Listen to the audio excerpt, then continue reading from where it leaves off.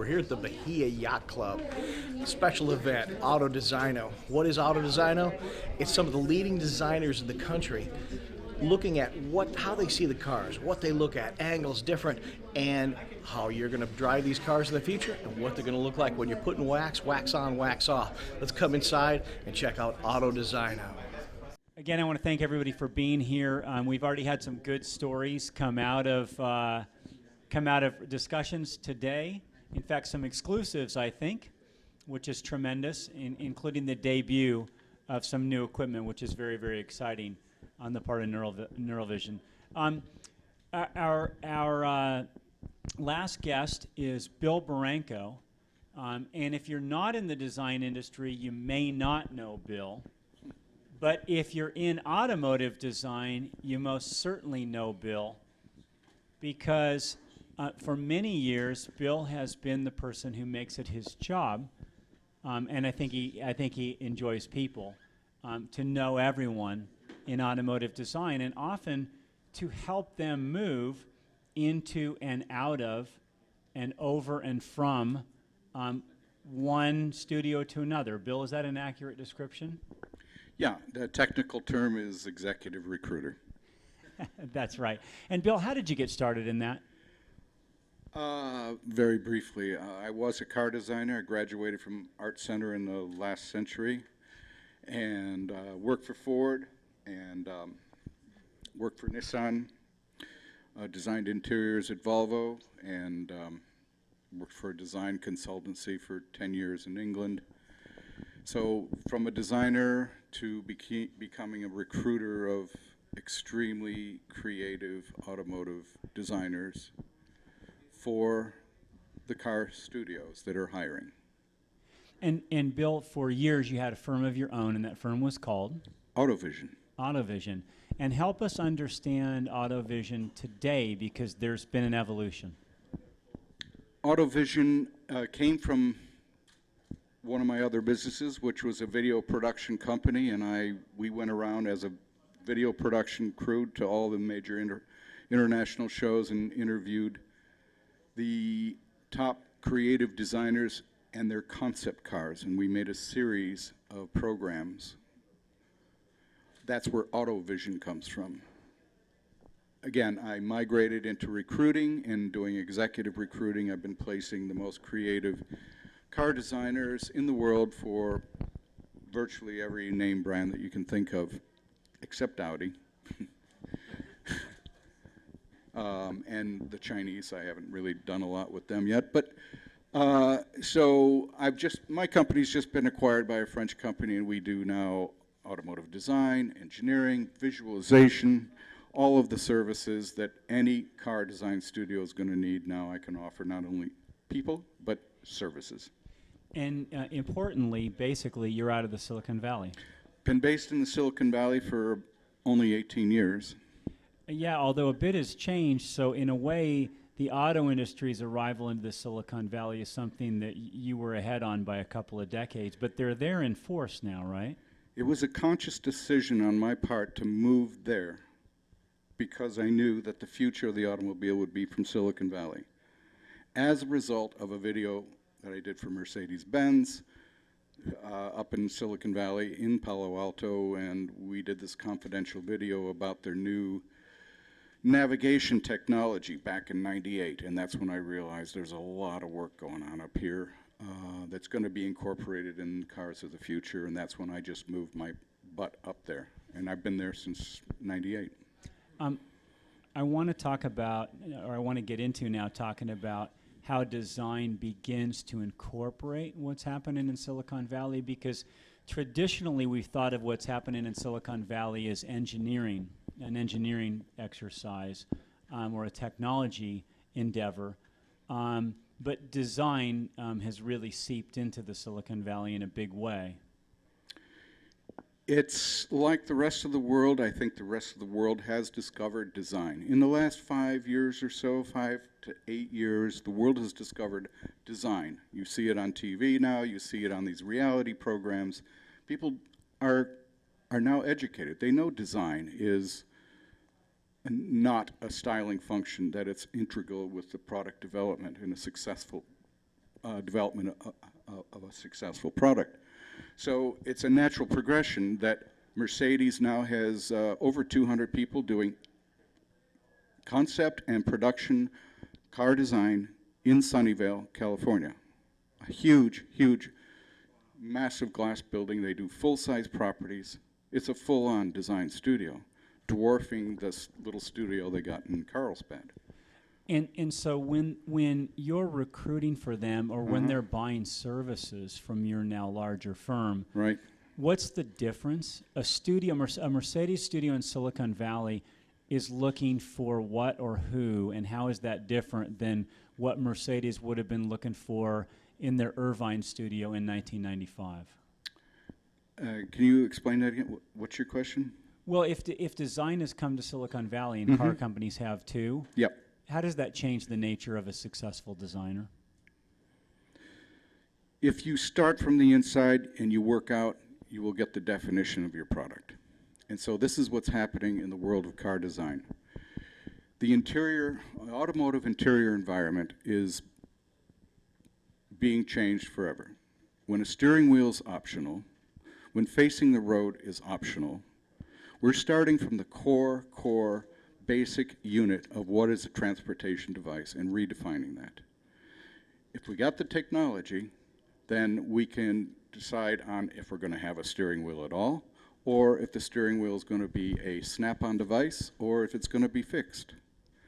When you start with that premise that we're going to have to completely rethink architecture, design, and what we've come to know to be an automobile, when you start with that premise, now you realize why Silicon Valley companies are really key and integral on how we're going to proceed in the future. And the car companies are recognizing the future of the automobile, again, is not going to be happening in Frankfurt or Detroit or Tokyo. It will be coming from Silicon Valley. There's hundreds and hundreds of startups there with new technology, and they are influencing what's going to be, what technologies are going to be employed and included in the car of the future. Not even to mention autonomous cars, because that's, that's just a given. So what's the modern skill set for a designer that's going to succeed in this new design world? I think Julian is a very good example of the modern skill set. How? In a traditional sense, an interior designer will be handed an architecture and say, we got a central beam here, we've got a side impact beam here, we're going to an A-pillar that goes there, now make it look nice. Julian is a good example of somebody who questions the architecture, who asks, why are we going to do this here? How is this going to be better for the user? So he's redefined how the interior is going to work better and be constructed and then used by the end user. And if Apple is going to be part of even an MX-5, at least insofar as the screen is concerned, how does a car designer like Julian begin to tackle that interface? In other words, Apple's in the Miata, he's got a design. So if Apple has CarPlay, that's, you got to think Apple being Apple, that's probably the tip of the iceberg of what Apple might be doing. We all know that Apple's already well into designing an automobile. One of former Audi TT designer first went to Apple 5 years ago. He's still there. Has he been designing cell phones? I don't think so, right? But they can go 160 miles an hour. And they've been taking a lot of people from Tesla. There was a time when Apple and Tesla were talking. They don't talk anymore. They're competing.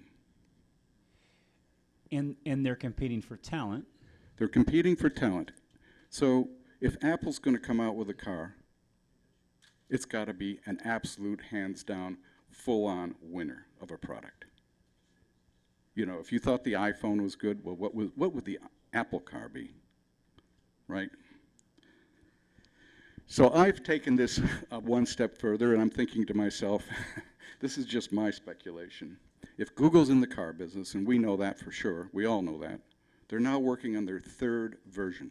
The first car was a complete disaster. The second one, I know of somebody who was working there that left because he just didn't want to have anything to do with it anymore. I know the guy who was offered the job of design director of the new Apple car, and he turned down the job, and he's a very, very well-known, accomplished designer. He says, there's no way you can win on this project. They're in such big trouble. That's the Apple car or That the Google is the car? Google car. The Google car. So I would not know that, and he's not going to tell me. But that's how hard they're working on something. Google. Google, who's never had a successful product, a software company. So I have a speculation. let's jump ahead a little bit. All right. DHL is at least purportedly offering drone delivery in some places in Europe. We talk a lot about cars that drive us while we do something else, but should we be talking at some point about cars that aren't even really meant to have anyone in them at all? Drone cars? If Google was going to really leapfrog ahead of Apple or General Motors, that sounds like a very logical progression, doesn't it? A Google drone car? Could that be? I don't know. Honestly, I don't know. It's only my speculation, believe me. But it would make sense to me that Google would, in 5 years, announce this drone car. There's a lot of controversy, there's a lot of tension going on with the FAA right now. There's a lot of fighting going on for the airspace above the ground. The airspace above the ground, there's a lot of big corporations that are really vying for that space. That's the new real estate. But And why is that? because of drones. Because of drones. And Three-dimensional. and so on the roads, we seem to have the opposite situation, which is states and even municipal governments falling over themselves to be the first to offer or the next to offer some sort of concession toward the development of autonomous vehicles. And I was at a conference last week, and I think the driver behind that is for those in urban design, the car that drives you is seen as a universal panacea for a lot of urban woes. But in fact, is that just the Trojan horse for drone cars that don't have anyone in them at all? It very well could be. You know, the idea that these pods are running around and they're instantly there on delivery, you just pull up your phone and in 3 minutes and then the little pod appears. And oh, by the way, it's perfectly clean inside and nobody did anything in there. And Politely put, nothing's yeah. broken. And it doesn't smell. Okay? So maybe that's going to happen, you know, maybe it could. So shared ownership and the move to pods as a result of autonomy is probably far less likely than Domino's just skipping the driver and delivering to us, or FedEx skipping the driver and delivering to us, or in fact the U.S. Postal Service skipping the mail carrier and delivering directly to us. That sounds a lot more realistic to me, yes. Where they have specific spaces that they paid for in the sky where they can go and where they cannot go. Or if it's on the road, Or if it's on the road. they don't need any of that space. Let me just add, roads are state, local, municipality. Air is federal. You only have one master for the air, and that's FAA. And they're being challenged right now. So you don't have to deal with City of Santa Monica, City of Newport Beach, anything like that. There's a lot of friction right now going on because of drones on what space, who's got that space, who can use that space, and when, at what altitude. You know about this, right? Yes. So, Bill, in this brave, new, and probably fairly easily predicted world in which we do have not just autonomous cars but drone cars, for those that you work with now that have to design for that space, if Mercedes or someone in the Silicon Valley is designing a car for 2025, they have to design to an environment where that vehicle has to interact with other cars that it can communicate with, and other cars that are semi-autonomous, and other cars that are completely not autonomous. From a design standpoint, How do you see this being tackled? The autonomous or semi-autonomous vehicle operating with vehicles that are still wholly analog, driven by us. Is it legal now to ride your horse down the street? In very many areas, no. Keep going. Keep going. So I'm forecasting that what I see happening is not a diminishing interest in automobiles. Well, I see two things happening. There's a divergent. There is the autonomous car that's coming, there's the drones that are coming, and this is all new alternative mobility. I also see more passion and more fascination with cool, fast, wonderful cars than ever. Between the McLarens or between young people, they're not interested in Chevys. They only want to know Ferrari, McLaren, Lamborghini, Maserati. That's all they want. Never mind they can't afford it. Or the generic versions on GTA, yes. They got it on their video games, so that's the car I'm going to have. And that's where they're at. I'm only going to have the best and the fastest and fast and furious because I can just drive over another car. So do driven cars become only for recreation? Is that where you're going? So I believe that driving a car will become more of a recreational activity, yes. Meaning you're going to do it for joy, not because you have to. That's where I think we may be going And with does this. that relegate the driven car in many communities, just like the ridden horse, to sort of arenas, if you will? And so wouldn't you say that that's where that's going then? We can do it in a parade. We can do it on Sunday morning between 7 a.m. and noon. And these are the times that you can drive a manual car, so to speak. And I could see that happening in 20 years. Yes, I could see that. Or perhaps we just do it completely virtually next door, right? And then you just do it next door virtually, right? Which has 818 implications, as Yeah. Bob had pointed out, but we're Yeah. too polite an audience for that this evening.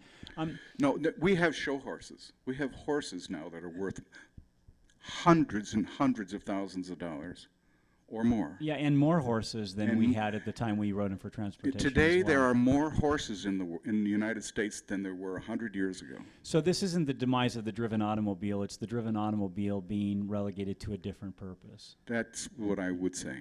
And let's try to let's finish with this, if you would. We've got some design interns here today, some young designers here, and certainly because this interview will be available virtually soon.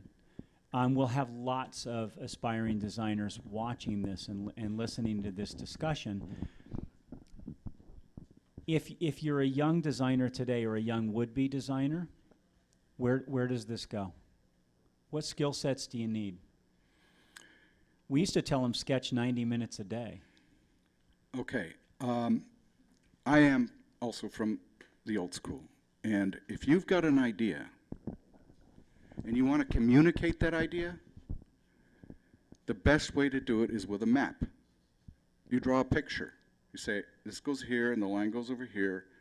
That's essentially a map of my idea. That's a map. It's a graph. Okay, call it a sketch. But the tool of drawing a picture can never, ever be replaced by any computer in the world, ever. Even in this world that you're talking about, where vehicles become, in many cases, drones without drivers at all. So we're removing the human from the vehicle, but we're not removing the sketch from the design iteration that leads to that vehicle. Again, if there's autonomous cars here, then I think there's like really fascinating, interesting cars over here. So, no, I mean, drawing will never become an obsolete activity. It shouldn't. That's a great way to finish up. This is, John, year number 6 for the Design Forum. Is that accurate? Or we're just wrapping year number 7? Yep. And it also never becomes an obsolete activity, precisely because every year we're surprised by fantastic guests who bring us not just insight into their careers, but insight into the future in which our industry will be driving. Bill, thank you very much for being one of those. We appreciate it. Thank you very much, Eric, and thank you very much, John, for bringing us this event. Yeah, huge thanks to John Grafman, who tirelessly works at this event every year. Thank you, John. You're very welcome. And on a closing note, Mark from Take Two TV will tell you where you can find this Yeah, video. very, very important. All right, in a modern day forum, this was broadcast live via the web on Ustream. So everything is done portable. There's no connection, there's no batteries, there are batteries only. So anybody that wasn't here can see these live. We're doing this for Motor Press Guild. But in addition, go to www.take2tv.com and you'll see a complete edited version of everything that happened tonight. And again, that's www.take2tv.com. Yes. And 2 is spelled out, TAKETWO, TV.com, just like that little logo that was there. And thank our partners back there, my partner Diane in the back, and KC and his partner in crime, Bat. So this was all broadcast live, which is, like I said, there's no connections, there's no satellites, there's no anything. We're all just unplugged. And we'll have a life for a long time, and probably audience that just continues to accumulate. So thank you very much for facilitating Feel that. free to link to it for any one of your websites. Appreciate it. And to you as an audience, thank you very much. We can't do it without you.